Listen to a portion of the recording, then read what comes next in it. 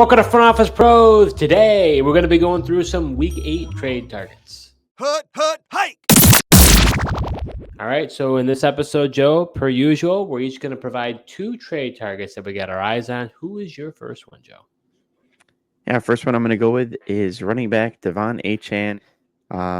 He came back they came back from a bye last week. And even though Raheem Mostert was back, Achane still got 15 carries, had a pretty decent game. But I still think there's an opportunity for you to get him because he hasn't quite lived up to the potential that everyone thought he was going to have. Started the year really hot. Then obviously Tua goes out with a concussion. Miami offense is kind of in a tailspin, but I do think Tua is going to be back, which means the offense should come back. And, Achane's got some good matchups coming up that he should be able to take advantage of. So I think he's a good, buy low candidate right now. I think, some of the guys that you might be able to acquire for him, somebody like Josh Jacobs, I think would be interesting.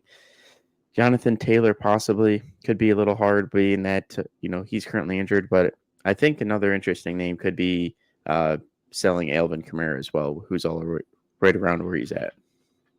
Yeah, that's interesting. I mean, you're really banking on the fact that Tua comes back and sustains himself the rest of the season. He's going to come back. It sounds like it's going to happen. Could even be this week. But last time he came back from a concussion, he was fine. But will he be rattled at all? Will he continue to be the same Tua that we know? It's a long season. We're not even halfway through it for the NFL season. Yeah, I'm anticipating him to come back. I mean, he went out week 2 against the Bills. He's taken plenty of time to let himself heal. And I think there's a good chance Tua just kind of comes back. Of course, he could be a little rusty, but look, let's face it. I mean, he can't be as nearly as bad as what Tyler Huntley's been doing or Thompson has been doing as well. But going back to the matchups for Achane coming up here, he's got Arizona this upcoming week, then at Buffalo, who he scored almost 30 points on in week 2. He torches the Bills, yeah. Yeah, and then the Rams, Las Vegas Raiders and New England. I mean, he's got a good stretch of some really good games. So, if you don't go ahead and try to buy low on him now, I'm assuming his price is going to go up, within the next week here. Yeah, I mean, he's not a guy I'm usually that big of a fan of. We've talked about him in the past, although he's proved me wrong in a lot of instances, although he hasn't been able to stay healthy. Which has been one of the biggest things. That is the one scary thing. His body frame, was like, can he stay durable for an entire season? He hasn't proven that so far, but I think you're right. This is the window. If you want to get him, now is the time. I would make sure you do this trade. Honestly, probably would have been the week they were on a bye. Probably last week. Probably would have been better. And but honestly, I wouldn't blame you if you wouldn't want to go get him because there was still the uncertainty with Tua. And if Tua wasn't coming back, would you really want him? It was going to be a gamble.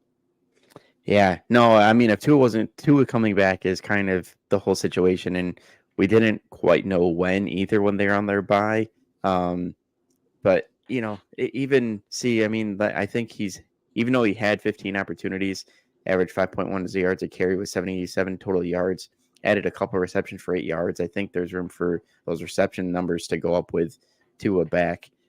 He only scored 10.5, so I do think there's a chance that, the owner could be continued to be frustrated with Achane. But he's ultimately, if you're on a winning team and has a chance to go ahead and add this guy, I mean, this is the type of guy that can be a league winner for you.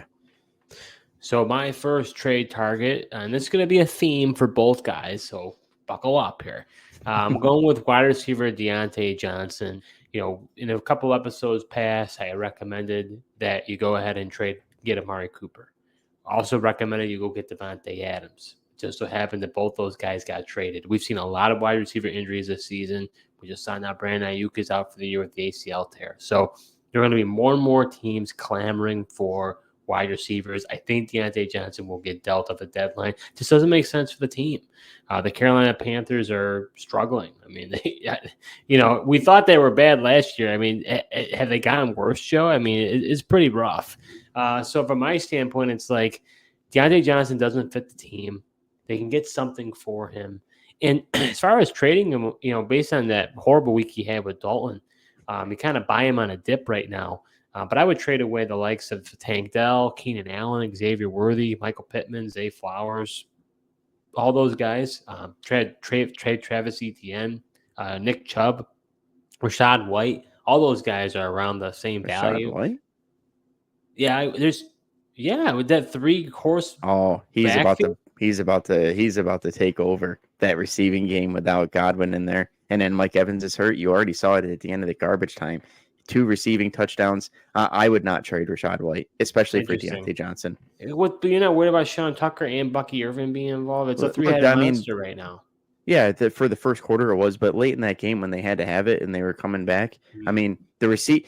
I'm specific. This is for PPR leagues. If you're in standard, I'm not interested in Rashad White, but you saw the receiving work come alive at the end of this game, and without Chris Godwin, who was killing it in the slot, they're going to need somebody to step up, and we saw it last year with Rashad White and his receiving ability, and I think he's going to, now that Godwin's hurt, Mike Evans is going to be out at least till week 12. They're saying possibly.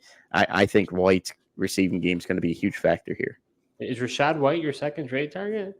It's not, but I mean, hey, might as well be at this point. I don't know what's going on here. It's the bonus pick for Joe. Maybe it should have been. I guess if you're trying to sell him away for Diontae. I mean, the tough thing is you don't know where Deontay's going to go either. I understand that, but you got to take a gamble sometimes. If you trade for Amari Cooper, he went to the Bills, you're ecstatic. If you trade for Devontae Adams, he went to the Jets, you're ecstatic. You didn't know what could happen, and that's you got to go based on your risk tolerance, right? I recommend it. I think if you did those, then you're pretty happy about it right now. To me, Diontae Johnson's on a 1-year deal. He's not re-signing with the Panthers. Panthers aren't going to give him a franchise tag. He is gone. I would be shocked.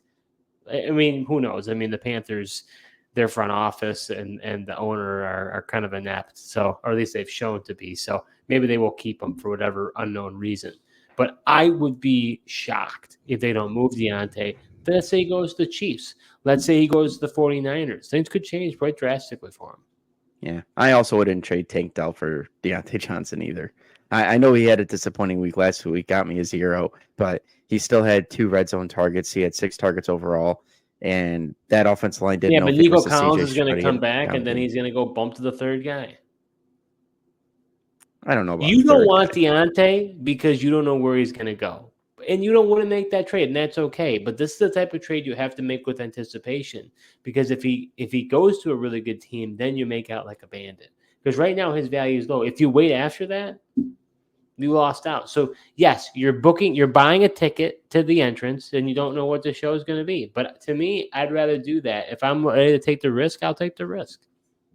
Yeah, I mean, I get it when you're talking about like bona fide studs, like Amari Cooper and Devontae Adams, where it doesn't much matter where they go. To me, Diontae is going to be really dependent on what system he goes to and who's going to be throwing on the ball. That's why I wouldn't be buying this ticket blankly. But I get it. I mean, once looked you do good though in some limited action this year when he's become the alpha, he's looked good. No, I know he is good, and trust me, I like Diontae. I think he's a really good wide receiver. I just think he's going to be dependent on where he goes. But to your point, you won't get the discount that you have once you know what the show is. To your analogy. No, you will not. Are you enjoying this episode so far? Well, if you are, subscribe to our YouTube channel, smash that like button, and hit the notification bell for upcoming videos. We do videos throughout the year, so you're not going to want to miss what we have in store. All right, Joe, so you had a Freudian slip there, and you were saying your next player. So, why don't you spill the beans? Who is your second trade target when you were talking about Diontae? Yeah, so my second trade target, it's not Rashad White.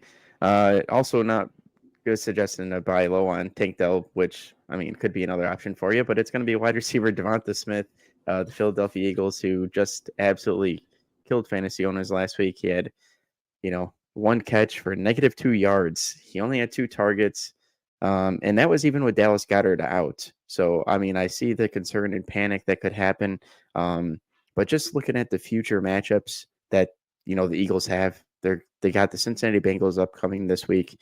At week 9, Jacksonville, Dallas, the Commanders, the Rams, Baltimore, who you can even take advantage of in the secondary, Panthers, and then for like your playoff weeks, I mean, you're looking at the Steelers, the Washington Commanders again, and then if you make it most people's championships week 17, the Cowboys again. I think there's a chance to buy low on Devonta Smith based off his last game against the Giants, which let's face it, I mean, Philadelphia was just able to run right through him. Saquon Barkley had a big day. I know AJ Brown is always going to get his, so I just don't know. They didn't really have to pass too much to get Devonta Smith involved here, but I think these upcoming weeks he's going to take advantage of those matchups and provide a lot better value for you. It's kind of tough. He's in a tough spot, like where he's at for his terms of values. I was surprised how high they had it on the Draft Sharks trade chart. Yeah, because I mean, I don't love the guys around him. I'll be honest, but I do think I know a lot hot name people. Like I think I'd be willing to trade like Jaden Reed, Stephon Diggs.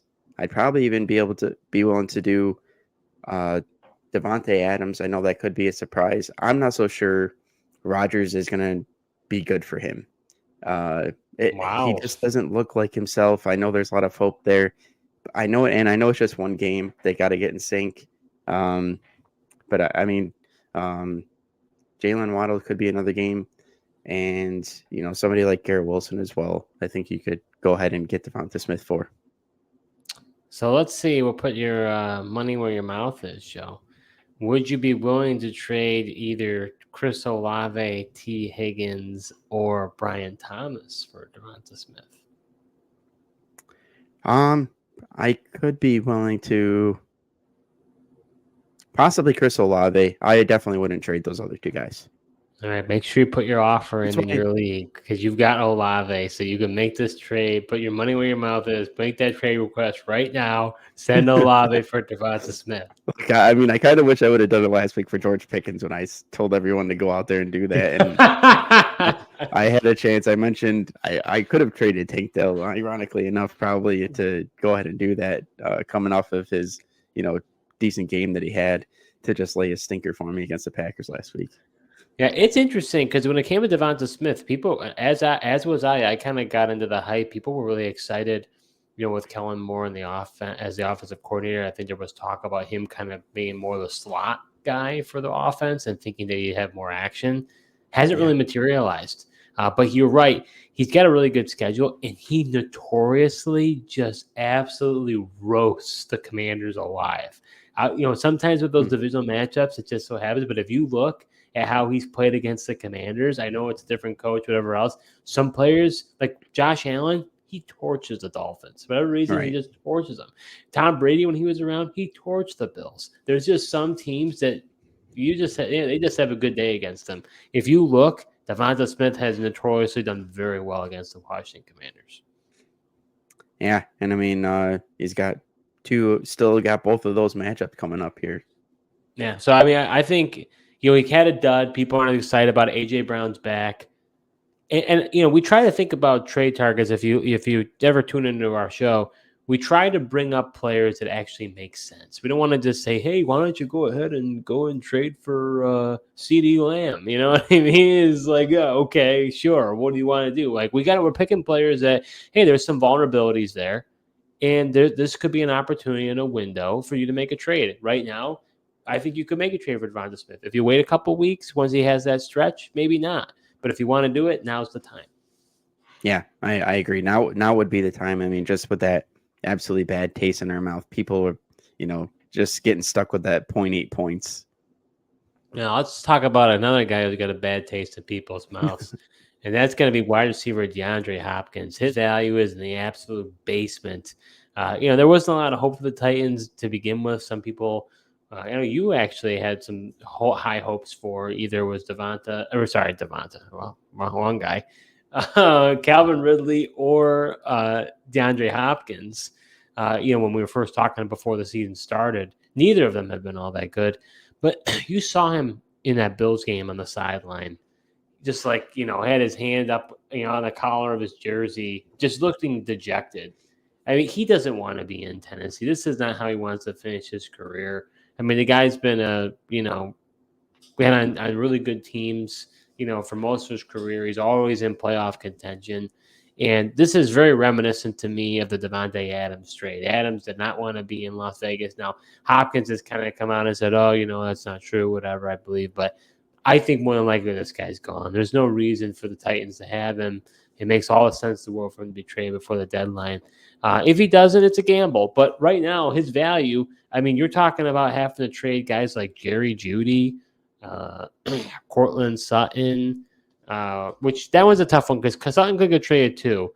But even guys like Alan Lazard, Christian Kirk, Juju Smith-Schuster, Jameson Williams, who just got suspended, Jacoby Myers. I mean, there's a lot of options there.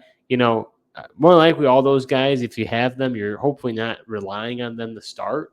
So why not take the dart throw and say, hey, if Hopkins gets traded to a really good team, then his value is just going to absolutely skyrocket. So to me, I'd say go ahead and see if you can't, reach out to that owner. Unless they're hoping at the same thing you are, I think you could be able to get him. Who knows? Some people might even drop them. I mean, I don't know what his ownership is. And we could check that, but I'm pretty sure that he might even be on the wire. Might even have to trade him. I think he's a big enough of a name that I would think that he is on a team, but I'm not so sure. Yeah, so at least in ESPN leagues, he's 59.1 rostered. So I mean, that's actually lower than I thought. I thought he would, just based on his name. Would you think that's lower or higher than you thought? Higher. I thought, even though he's a name, I mean, he hasn't really done anything, so I could have seen people just absolutely dropping him. In sleeper leagues, he is 58% owned. Okay, right around the same. Pretty similar number. I mean, you have him in one league. What would you do with him? Would you cut him? Would you try to trade him away? Would you hold on to him? Do you like my logic? I mean, you have him in one of the leagues that we're in. Yeah, I'm trying not to cut him. But I mean, I if I could trade him, I definitely would. But those names though that you're mentioning don't really intrigue me, so I might as well hang on to him in the event that he gets traded. Exactly my point. Yeah. I mean, the reality is you might as well hold on. Maybe you could trade a guy like I don't even know. Maybe a Lad McConkey. He's kind of interesting, or maybe a Jalen McMillan now. But he was a waiver wire guy. Probably he wasn't on people's rosters until after the Mike Evans injury and the Chris Godwin injury. So I don't know. I just maybe Jordan Addison, but he's kind of an afterthought in the offense. I don't know. Yeah, I just think it's an opportunity. If Hopkins goes somewhere, you'll be rewarded. If he doesn't, hey, you took a shot at it and it didn't work out, and you either cut him or move on. Yeah, just gotta hope he goes somewhere like the Chiefs. I think that'd be a logical scenario just based on like his contract and stuff. It'd be the Chiefs are pretty strapped, but I think they could get a guy like Hopkins. Yeah, Chiefs would be great for him. They need an alpha guy. They don't have it. So I mean that would make a lot of sense. But there are a lot of teams right now with all the wide receiver injuries going on. There are going to be a lot of teams that would be interested in his services. Again, he's another guy. I would be surprised if he stays on the Titans roster. I just don't think it makes sense for them, Joe. Right? I mean, like, why would they? No. Why would they keep him on? This is a rebuilding team. This team needs a lot of work. I kind of question why DeAndre Hopkins signed there in the first place. But I just wanted to check. He has a 1-year deal left. I mean, this is it. He's a free agent next year. He'll be 33 years old. The rest of it's all void money. He's not going back to the Titans.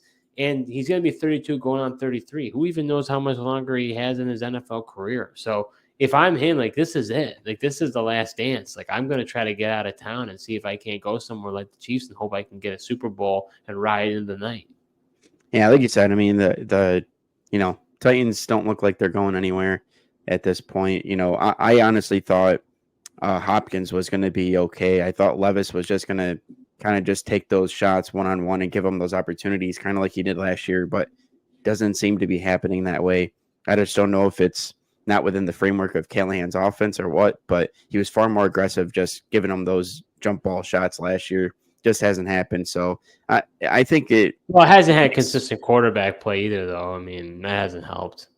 No, I mean, I know Levis was hurt, but even when Levis was in there, I mean, surprisingly enough, he had a really good game against the Packers defense, which other teams are struggling against the Packers.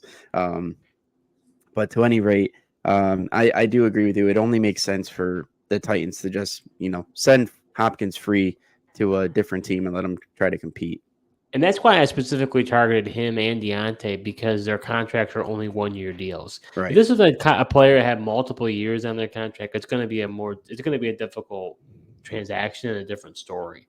So if it's a 1-year deal, it's pretty easy for them to make that move. So I think, again, I would be shocked if they didn't. Even if the Titans get a 4th or 5th round pick, it gives them something. I mean, I guess they could maybe get a comp pick the following year, but I think they might as well do that. Yeah, they might as well give something for him, because he's gonna just leave in, free agency next year, anyways. So that does it for this episode. We provided a total of 4 trade targets to go ahead and reach out to your owners and make that trade. If you have any trade that you're thinking about or trades you've received, go ahead and put in the comments below. I'll be happy to provide any insight that we can. Thank you so much for tuning in, and until next time.